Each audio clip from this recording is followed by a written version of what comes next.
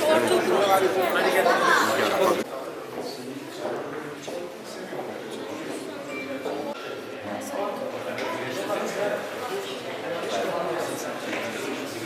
Amacı etkili iletişim, grup çalışmaları, problem çözme ve muhakeme kabiliyetinin gelişmesi olan akıl oyunlarımızı bugün itibariyle başlatmış bulunuyoruz.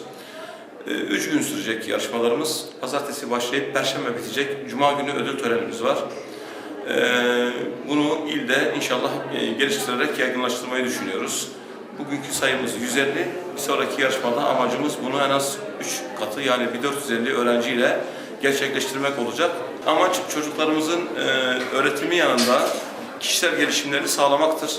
İletişim becerilerini geliştirmek, problem çözme kabiliyetlerini geliştirmek, grupla çalışmasını bilebilmek, haz almak, oyunun yanında bunun sadece oyun olduğunu değil, kendi kişisel gelişimlerini de gerçekleştireceklerini bilmeleri bizim amacımız. Bunu da gerçekleştireceğimize canı gönülden inanıyorum.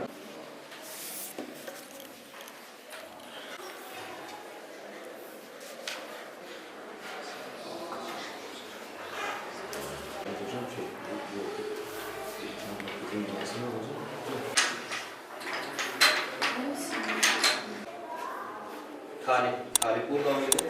Yaptın mı Khalid? Yapamadım.